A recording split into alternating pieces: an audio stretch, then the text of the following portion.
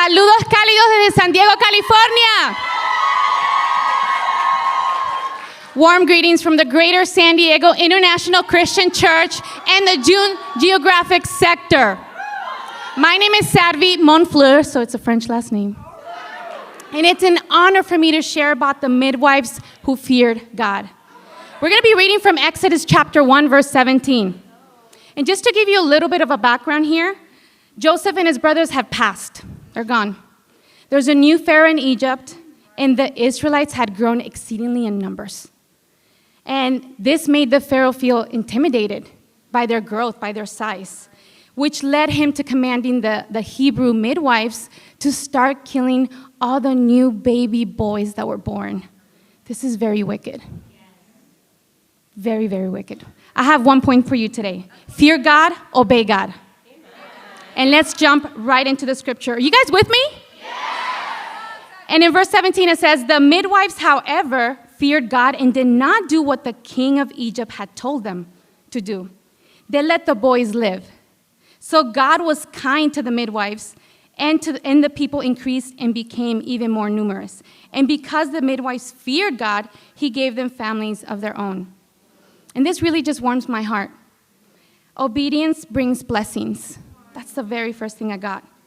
And in the Message version, it says, the midwives had far too much respect for God. And my question to you today is, are you known as a woman that has far too much respect for God? Or is your understanding better? That you don't even get advice from your discipler? That you don't even ask for help? The AMP, however, says, fear God with profound reverence. That's how they were seen. They feared God with profound reverence. Are you walking in profound reverence, ladies? Profound reverence for the Lord. Or are you easily swayed by work? You know, is your profession far much better than God? Maybe it's your family. I don't know. As Latin women, our family just really pulls us a lot. Maybe it's your personal desires that pull you more than pleasing God. My dream. Well, God gave me this revelation to do this and that, so I want to do this. Girl, I know God did not call you away from the body. He did not call you to miss church. I know that for a fact. You know, sometimes it's not getting what we so desire in life, what you so wish for, that has us just really bothered. Excuse me, I guess you were there when God created the world. Maybe it's not dating when you thought you would. Leading the ministry where and how you thought you should have. And so you stop paying attention to God. And you become, write this down, feelings-led instead of spirit-led. Now, going back to the midwives.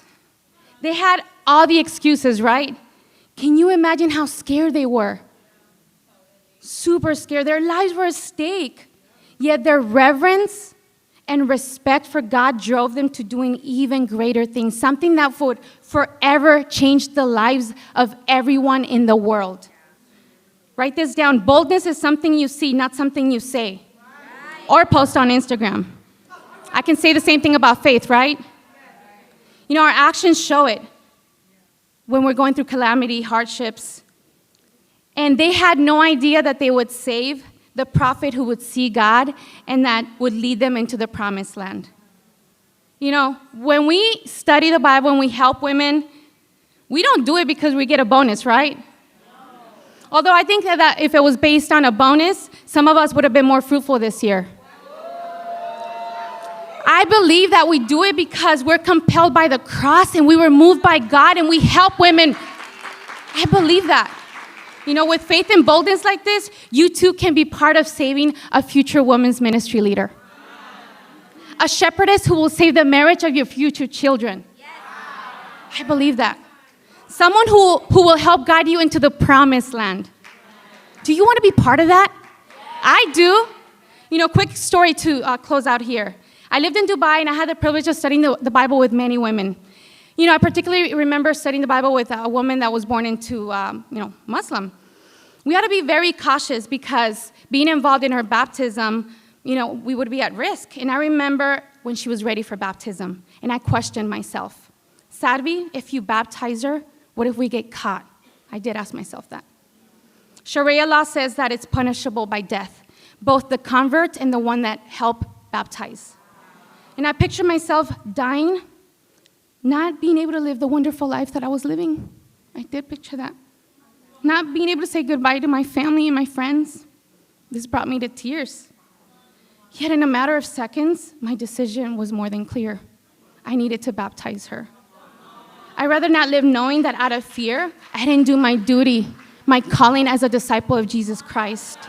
And I had a smile when I knew that I was ready just to die happy for God. And I'm here today.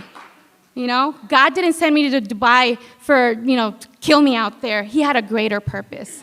And so my challenge is simple. Filter your fears and doubts through God. Your troubles and situations, filter them through God. See the greatness in God in every situation. And live to be a woman that respects and has great reverence for God. I love you all. Please calm down the way you were with David. We need you now before our strength is failing.